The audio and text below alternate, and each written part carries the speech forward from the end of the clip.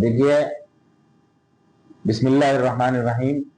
देखिए, गाय के लिए जो आज नोटिफिकेशन जो अभी आया है, क्या कहते हैं, तो सरकार की तरफ से ये नोटिफिकेशन जो है ये कोई ये सरकार का नहीं है, बल्कि 1950 में ये कानून बना था कि गाय के ज़बीहा का जो कानून बना था पश्चिम बंगाल का, वो ये था कि गाय की उम्र 14 साल होनी चाहिए और उसका सर्टिफिकेट जो है, फिटनेस सर्टिफिकेट 14 साल का है कि नहीं, ये वेटरनरी सर्जन जो होते हैं, जो जानवर के डॉक्टर होते हैं, वो देंगे, जो सरकारी होंगे।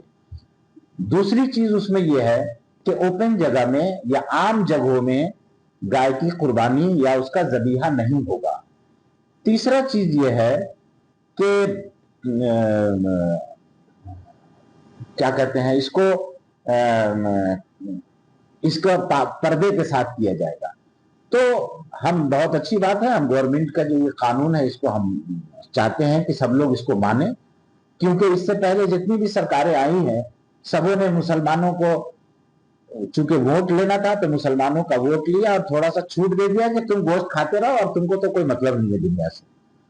तो अब चूंकि कानून है और ये सरकार आकर के इस कानून को लागू कर रही है, तो हमको कानून को मानना चाहिए। लेकिन हम सरकार से कहेंगे कि भाई ये वेटरनरी सर्जन का इंतजाम कौन करेगा, ये तो सरकार करेंगे ना।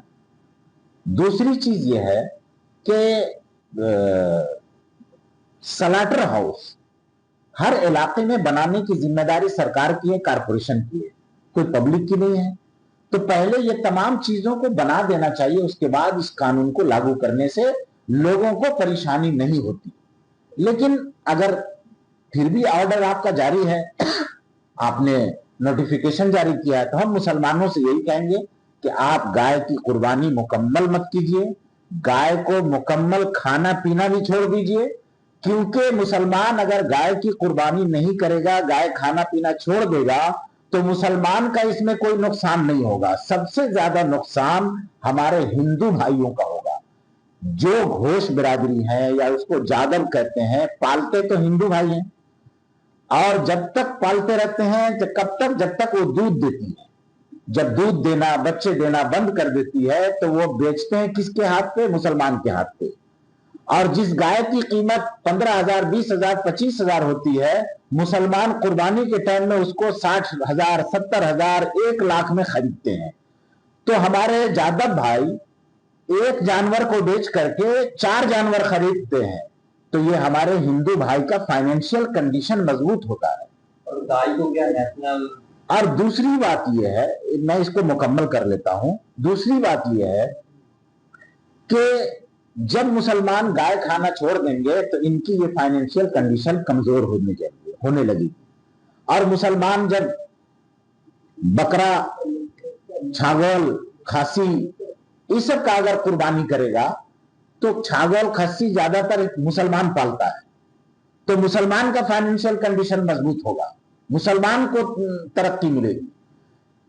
तो इससे पैनिक होने की जरूरत नहीं मुसलमान भाई को। बिल्कुल गवर्नमेंट का आर्डर है, उसको मानिए, उसके मुताबिक चलिए।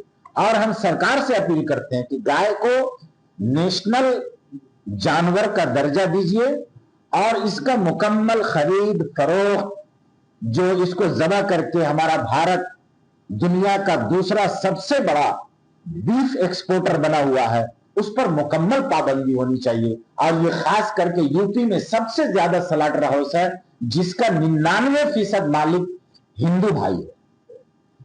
तो दोहरी पॉलिसी नहीं होनी चाहिए। मुसलमान अगर खाता है तो उस पर कानून लगा करके जबरिया उसको ये करके मुजरिम बनाते हैं, और जो उसको बेच करके एक्सपोर्ट करते हैं, गौ तस्करी के नाम पर मुसलमानों का जान मारते हैं, इन तमाम चीजों पर पाबंदी होनी चाहिए। और इसको कौमी जानवर करार दे करके तमाम खरीद फरोख्त, एक्सपोर्ट, ज़बीहा, तमाम चीजों पर पाबंदी रहना चाहिए। हम ये अपील करते हैं सरकार से।